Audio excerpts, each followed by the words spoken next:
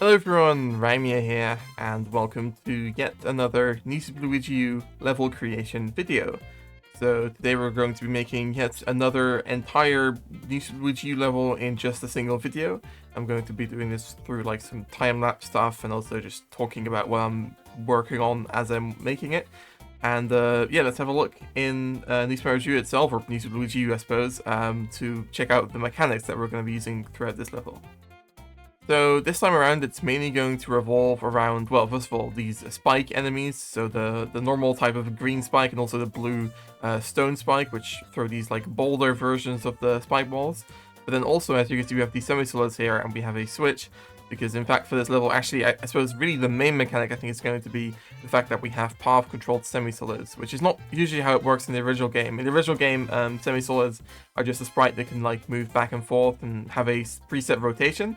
But here I actually have a rotation controlled like different platform that I remodeled to be a semi-solid that I can make different sizes as well. So we're going to be able to do a lot of more like interesting stuff with the semi-solids. And I don't think I've ever really used a mechanic like this before personally, so it should be a lot of fun.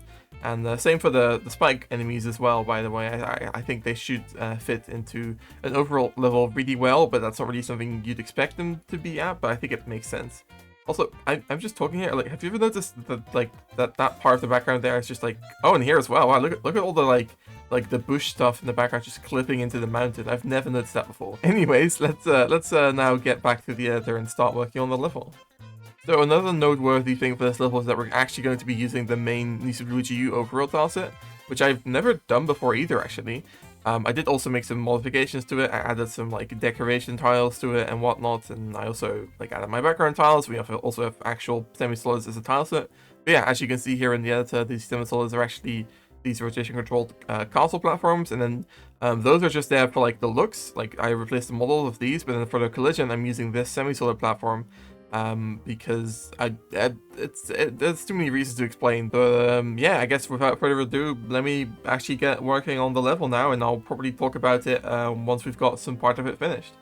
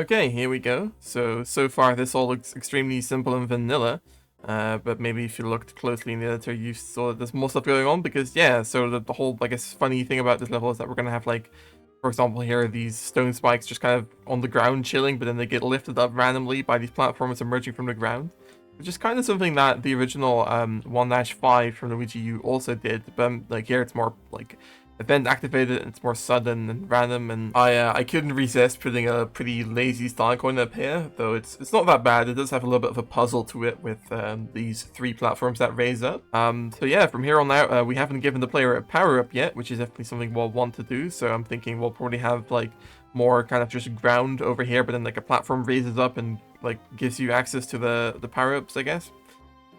So yeah, I guess I'll just continue working on the level, but so far I'm happy with what we've got. I suppose another thing we want to do is introduce the other type of spikes, the green ones.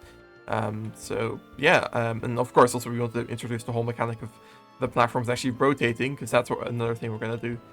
So yeah, lots to do, but let's get going.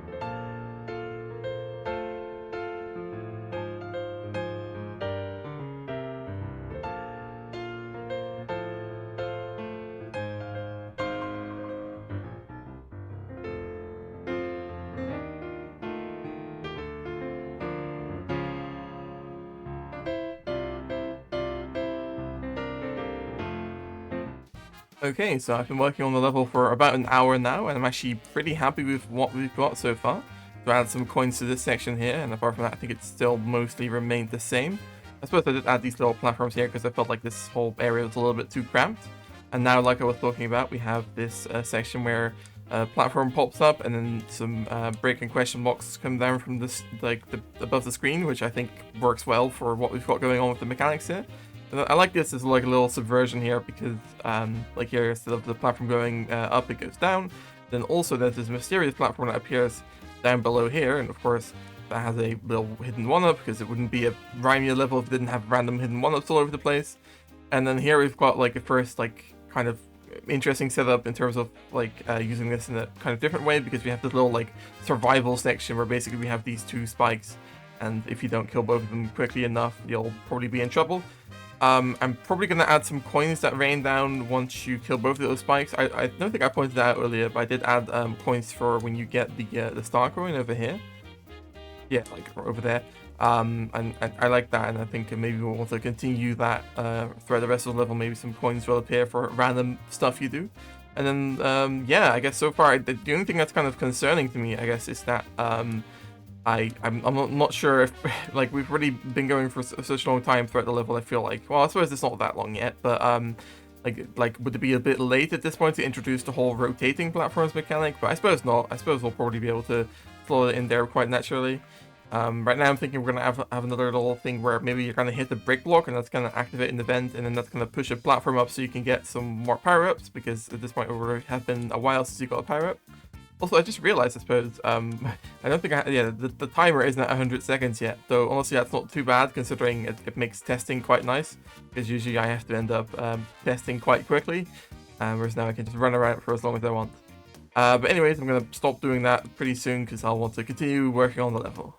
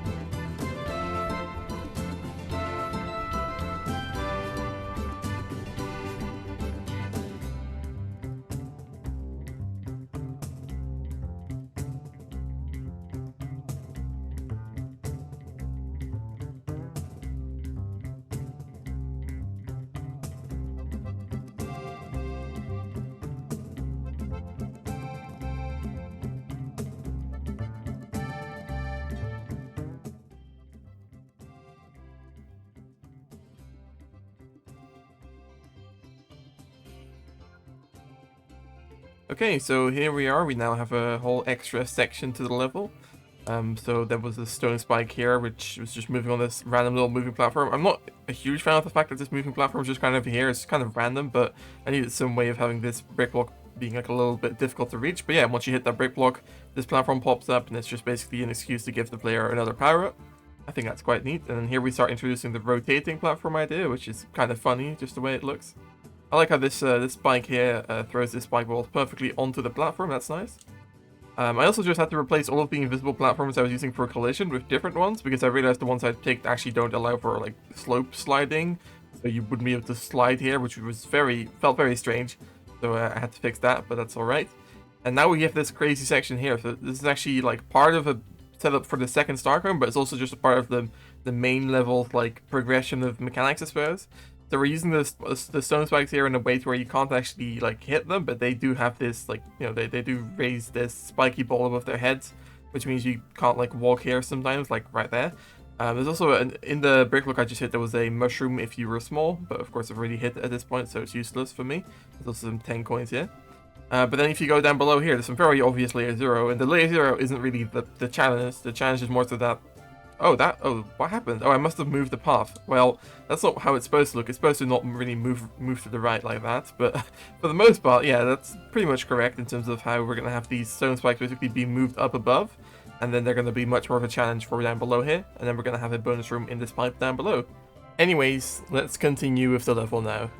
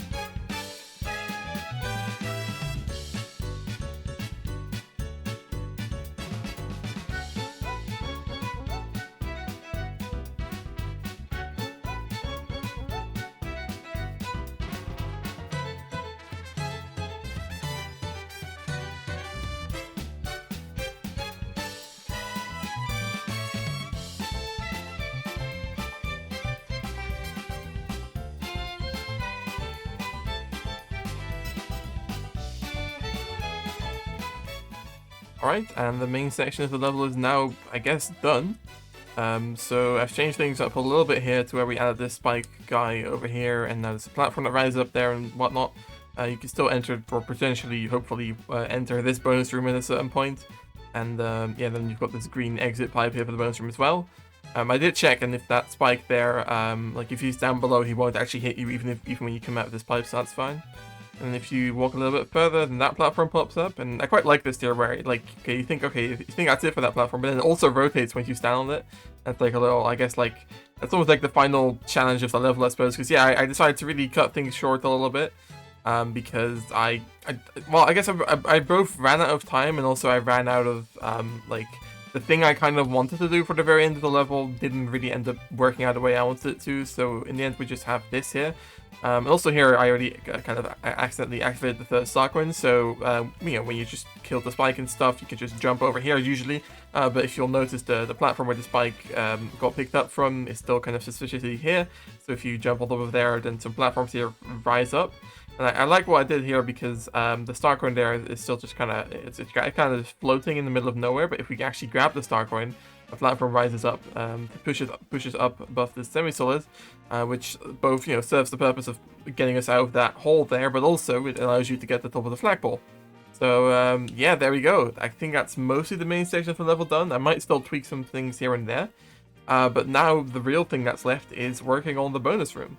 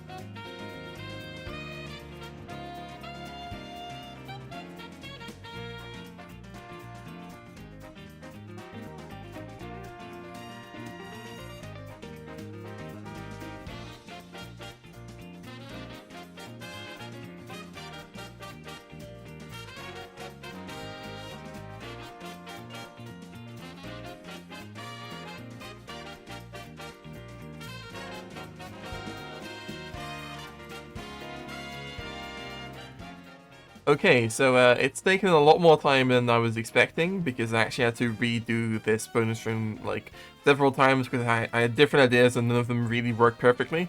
But before I wanted to check it out in the level itself, like in game, I thought I'd show you guys this bonus room in the editor because sometimes it's just fun. Like also in the main area, just look at the level. Like look at how like it's just such a beautiful mess of like movement controllers, locations, and all sorts of stuff, like random platforms all over the place.